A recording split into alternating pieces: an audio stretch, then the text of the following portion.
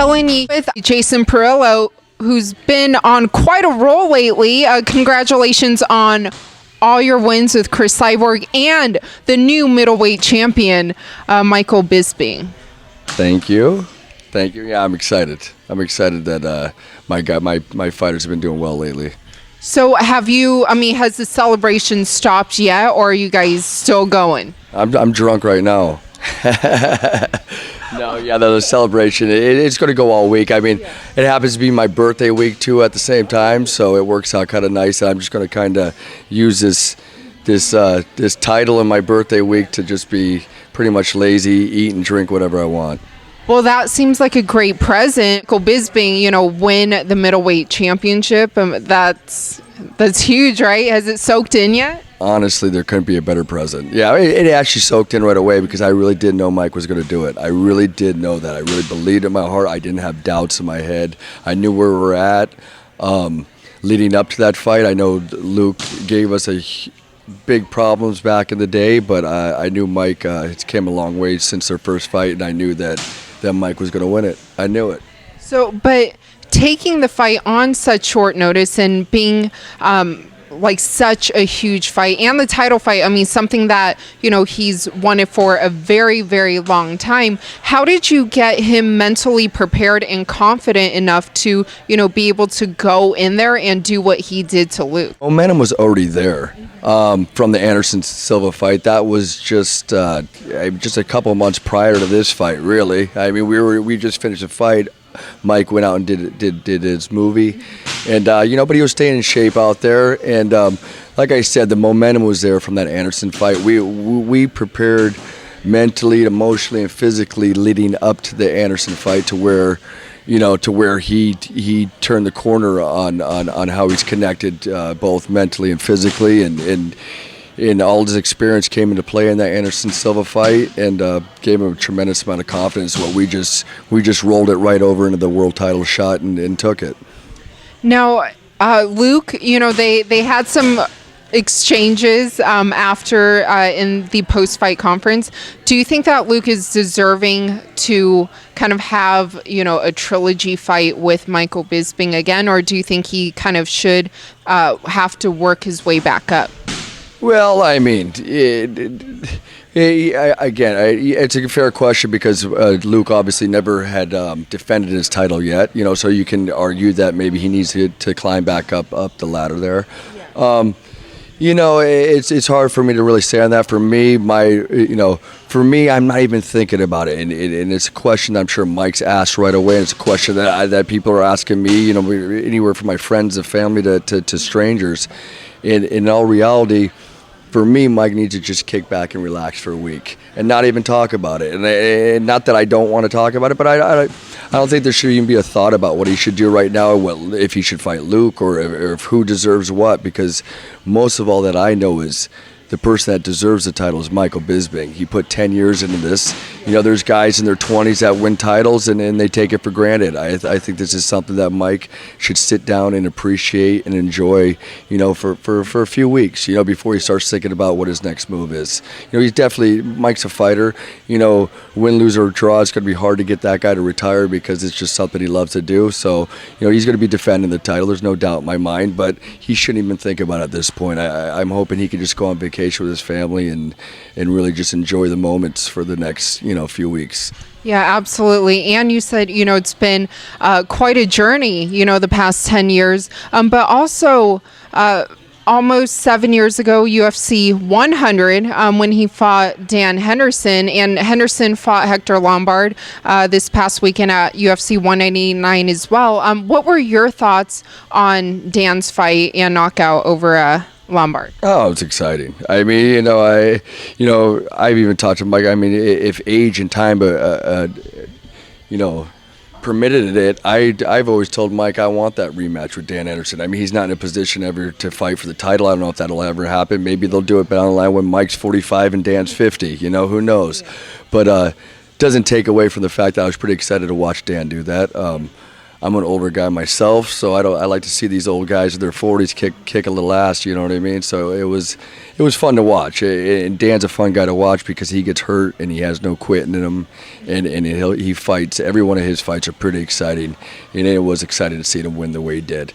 You know. So, there it is. And I know he fought Mike back in the day, and it was a pretty epic knockout. And Mike's gotten a lot of flack for that knockout, and that's part of why, for me at the end of the day, I was always kind of thinking, we're going to redeem this at one point, just like we redeemed the Luke Rockhold fight. As a coach, I think to myself, Mike, we're going to clean you up at the end of the day, and I like to redeem everybody. Anybody he's lost to, I like to rematch at some point, whether he's got the title or not. But again, Mike's 37 years old. He doesn't have to fight.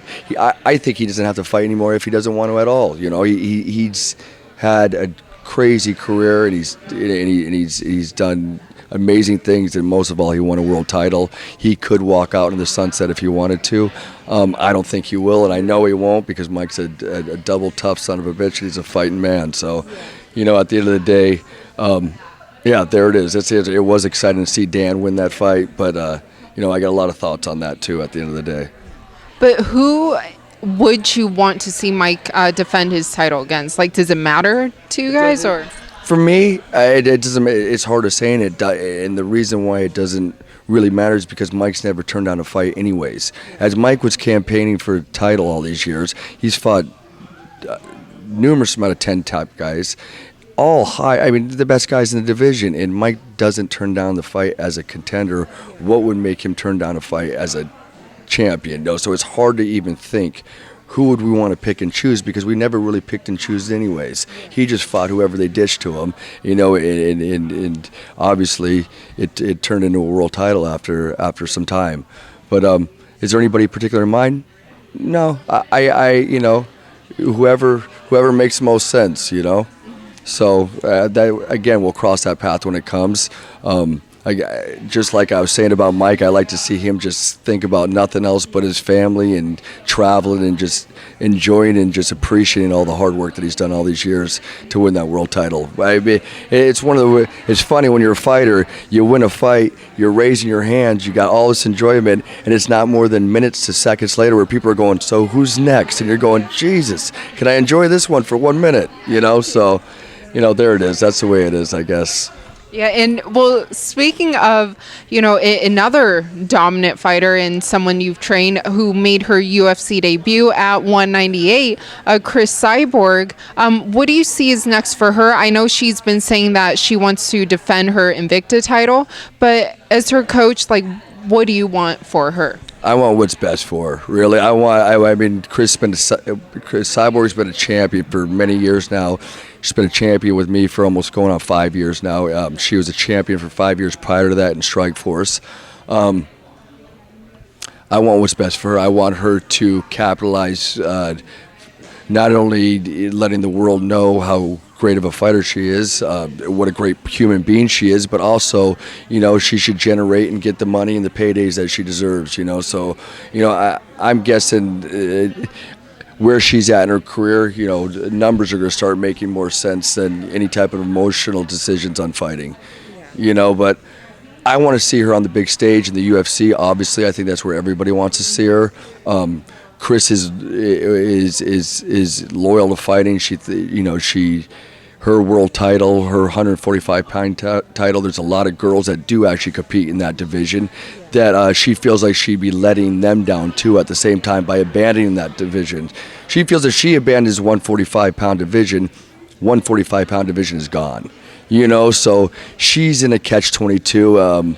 That's something that's going to be obviously talked about now for a few weeks till it can all get ironed out. But in the UFC, you don't see her going down to 135, right? I, as her coach, have always been against it. You've been around Cris. Cris is not a 135-pound girl. She's not. She's a very muscular girl. We didn't get a chance to see if she was saturated at all for that 140-pound fight that she did because she got the girl out in 80 seconds or whatever it was. So it was hard to kind of gauge, how she's affected by that type of weight cut, because 140 is something that she hasn't done, and it was grueling. She felt good, and there's like, at the end of the day, you forget about the feelings of pain and the negativity leading up to that. You just think, I made it, and I did it, and and I felt great. She's thinking about the positives, which you should be doing, especially as a fighter. I mean, as an athlete in general, you should be focused on the positives. But as a coach and on the outside and watcher, I know it's not an easy task for her. It's not a healthy thing. I'm not a fan of these dramatic weight cuts. I never have been. I fought when I was a fighter. I would not cut a dramatic amount of weight. I wouldn't even cut weight. But at the end of the day, some of these cuts are just really grueling. They're crazy. And I think when we're talking about 5 pounds, they're like, what's the difference? You could say, what's the difference between if you're making 140, what's the difference of 5 more pounds to go 135? Well, what's the difference between going 5 more pounds up to 145? What's the difference? The key in this whole project here is Cris Cyborg. She's the one that's going to generate the money. When we had somebody like Ronda Rousey, she was generating the money, and will bring people out of the woodworks, because believe me, there's 145-pound girls out there, and that division could grow. And who would make it grow? Cris Cyborg. And there is no 140-pound class. There's a 135, there's a 145, there's a 125. I mean, obviously all in the man division, but also in Invicta. But why not go 145? Why not make money with the champion at 145 as opposed to making some catch weight at 140 just for money? I mean, I don't know. Again, we got to sit down and iron it all out and talk about it, and think about what makes the most sense. And unfortunately, we don't wear the captain's hat in here. The big company is the UFC, and that's the boss at the end of the day. That's what's going to, they're going to make the decision what they want. It's just hopefully everything can make sense, and it could be, it could be a pretty fair deal where Cris, all her years of hard work ends up paying off for her financially for her future. Congratulations on all your recent success, and of course the new middleweight champion, Mike Bisping. Hope to see both Mike and Cris back in the ring very soon. To your fans and followers, where can they follow you on social media or the gym, the website? Well, mine's Parillo, at Parillo Boxing. And you got Ruka Sport too. That's my gym. That's where I train everybody out of. So Ruka Sport and at Parillo Boxing.